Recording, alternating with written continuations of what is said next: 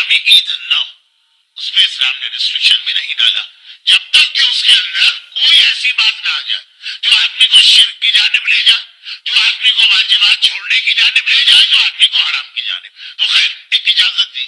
جن جن علاقوں میں اس کا رواج ہے، ہندوستان، پاکستان، ہر وہ علاقہ جو ایگریکلچر کا بیک گراؤنڈ رکھتا، اسپرنگ کا آغاز ہوتا، فصلیں پیدا پکنے کے وقت شروع ہوتے ہیں، غرض یہ چھوڑیے. لیکن اس میں 3-4 چیزیں اسلامی.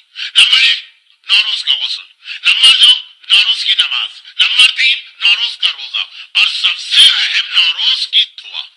دعا کا مطلب یہ ہے کہ جو ایگزیکٹ ٹائم دعا کا بتایا جاتا، دعا کے اندر بھی ایگزیکٹ ٹائم کی بڑی ویلیو ہے. شب قدر سورج ڈوبا اور اگلے دن فجر کی اذان تک شب قدر ہے. اگر آپ سو کر 10 منٹ بعد اٹھے اور پھر آپ نے دعا مانگی، وہ بینیفٹ نہیں ملے گا. نوروز کا ایک وقت ہوتا ہے، وقت تحویل، اور یہ وہ وقت ہے کہ جب یہ ساری دنیا کا نظام چینج ہو رہا ہوتا. ہمارے یہاں زیادہ تر لوگ اس وقت پانی میں گلاب کا پھول رکھ کر یہ چیک کرتے ہیں کہ وہ کس سیکنڈ پہ گھوم رہا. وہ اس کے لیے نہیں ہے نوروز. نوروز اس لیے کہ جب ایگزیکٹ وہ ٹائم آ رہا ہے تو اس وقت انسان کی زبان پہ جو دعا ہوگی اللہ اس دعا کو فوراً قبول کرتا ہے. اسپیشلی اگر وہ دعا کنورژن یا چینج کے بارے میں ہو.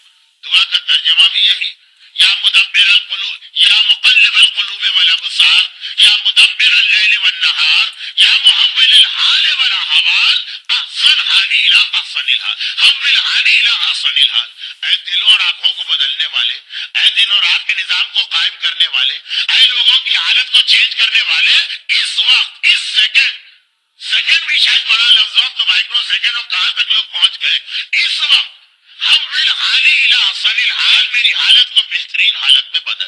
اس ٹائم پر اگر یہ دعا آپ نے مانگی اور آپ کے ذہن میں یہ ہے کہ حالت بدلنے سے آپ کی کیا مراد، فوراً وہ کلک ہوگی اور دعا قبول ہوگی.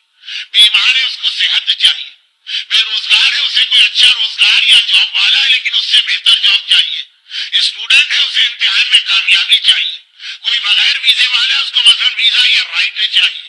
اگر کسی کی اولاد سیدھے راستے سے ہٹ کے ادھر ادھر جا رہی اور اسے اس کی حالت کو چینج کرانا، غرض یہ کہ لفظ اتنا بڑا ہے کہ اگر ایگزامپل دیتا